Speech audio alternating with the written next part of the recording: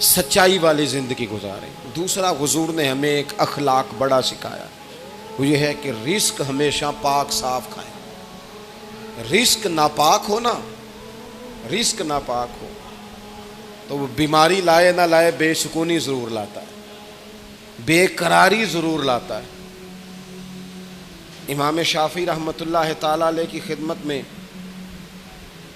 جب کسی نیک آدمی کے گھر سے کھانا آتا تھا نا، حلال رزق، تو امام صاحب زیادہ کھاتے تھے۔ لوگ کہتے تھے حضور آپ روٹین سے زیادہ کیوں کھاتے ہیں؟ کہتے ہیں یار یہ رزق اتنا حلال ہے، جہاں جہاں جاتا ہے نور ہی بنتا جاتا ہے۔ اور آپ دیکھیں یہ جو حرام لقمہ ہوتا ہے نا، پیسے زیادہ نہیں ضروری ہوتے، پیسے برکت والے ضروری ہوتے۔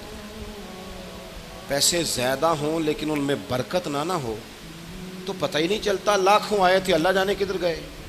لیکن وہ برکت والے ہوں نا، برکت والے، تو کلو کھجوریں دی تھی نبی پاک نے حضرت ابو ہریرہ، اور کہا تھا دیکھنا نہ اندر کیا ہے، بس کھولتے رہنا کھاتے رہنا۔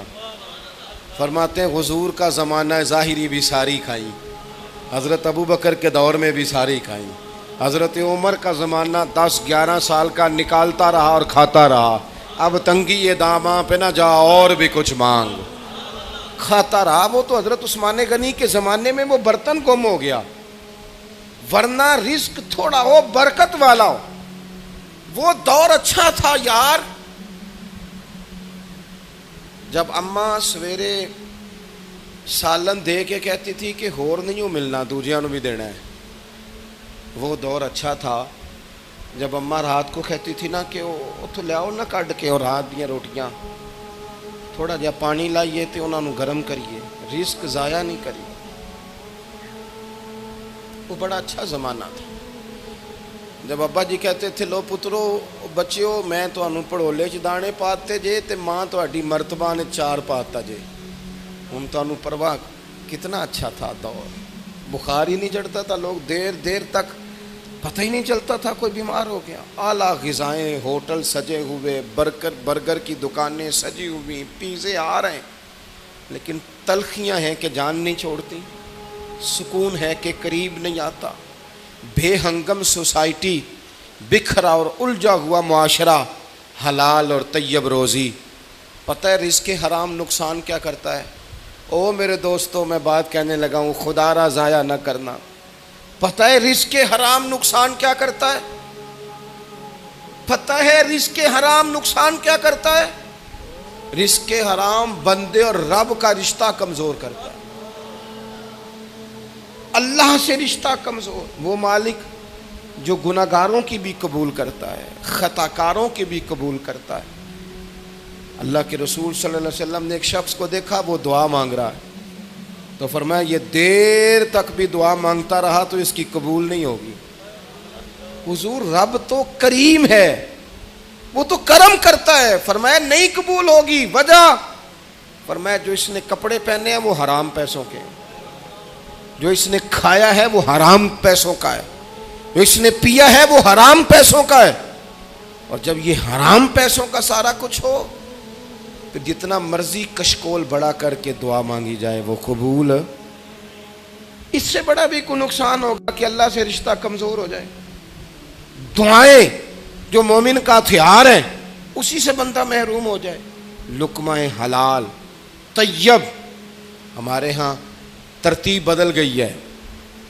ہم رزق کے معاملے میں او بھائی اگر گوشت مردار جانور کا ہو کھا لیں تو الٹی آ جاتی ہے نا جی، وہ کسی نے کان میں کہا کہ مردار ہے، تو اگر 5 لاکھ حرام ہو تو پھر بھی الٹی آنی چاہیے۔ اگر 20 لاکھ حرام کا ہو تو وہ ہمارے ایک دوست کہا کرتے تھے کہ عجیب کرائیٹیریا ہم نے بنایا ہے، عجیب ہم نے میرٹ بنایا ہے۔ ایک شخص نے ایک مہنگا جوتا کہیں گرا ہوا دیکھا، 1 پاؤں ملا اسے، مہنگا جوتا تھا، تو وہ اس نے شور کیا یہ کس کا ہے، یہ کس کا ہے، یہ کس کا ہے۔ تھوڑا سا وہ ڈھونڈ رہا ہے یہ مالک کون ہے اس کا، ڈھونڈ رہا ہے۔ تھوڑا سا آگے گیا تو اسے جوتے کا دوسرا پیر مل گیا، پھر اس نے مالک ڈھونڈنا بند کر دیا۔ اس طرح کا تقویٰ نہ اختیار کریں، آپ دیانت کے ساتھ اپنی زندگی گزاریں۔ تیسری اور آخری بات جو آپ سے بڑی गुजारिश करनी है आपकी खिदमत में, फिर बात को समेटना है। एक तो सच बोलें, रिस्क हलाल खाएं, और दूसरा दूसरों पर ज़्यादा तवज्जो ना दें, अपने ऊपर ज़्यादा तवज्जो दें। हमारे साहब रहमतुल्लाह अलैह फरमाया करते थे कि जब तकरीरें करने लग जाता है ना बंदा, वाज़ व नसीहत करने लग जाता है, लिखने लग जाता है, तो उसे कई दफ़ा ना महसूस होता है कि मैं कोई नेक आदमी हूँ।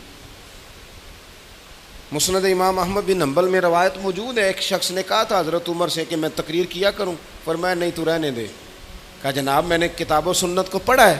तो आप फरमाने लगे तकरीर करते वक्त कई दफ़ा बंदे को एहसास होता है कि मैं नेक हूँ, तो ये भी तो एक मसला है ना।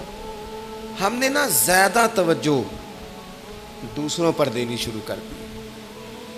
जब इंसान की तवज्जो अपने आप से हट जाती है ना, कोई भी चीज़ है जब तक आप उस पर तवज्जो देते रहते हैं वो चीज़ ठीक रहती है।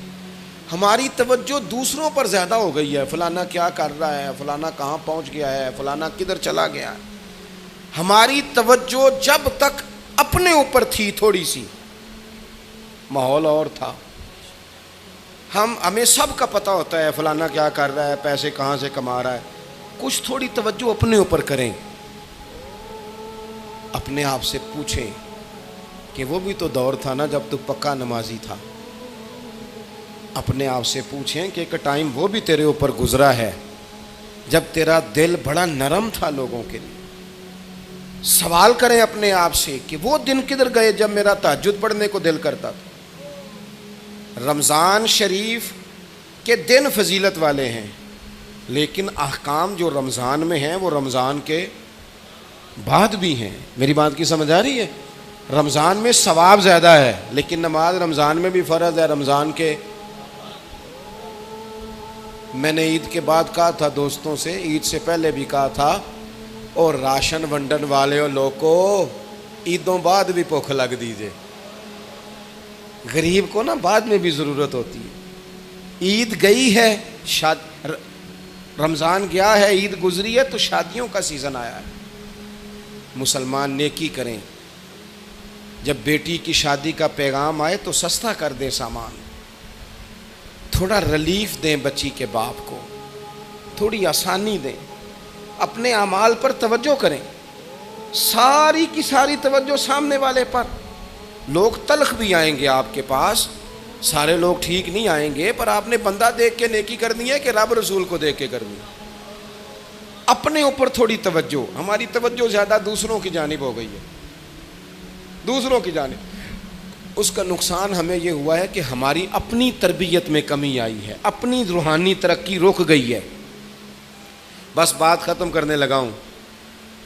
हज़रत मूसा कलीम अलैहिस्सलाम से एक दफ़ा फरमाया गया था कि आपकी बस्ती में जो सबसे नेक आदमी है ना, उसे ढूंढ के लाएं।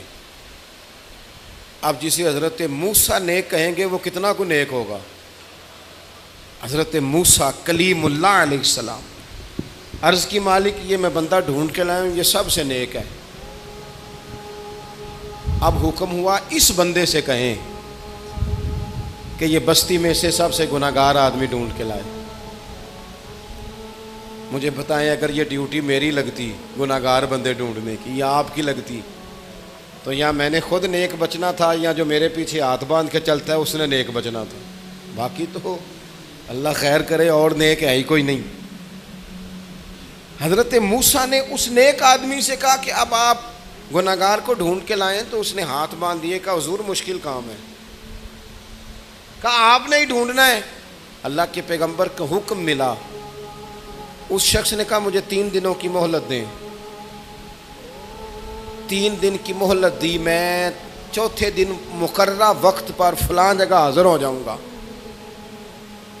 3 दिनों के बाद गुनाहगार को ढूंढ के लाना था। किसे ढूंढ के लाए? अपने ही गले में रस्सी बांधी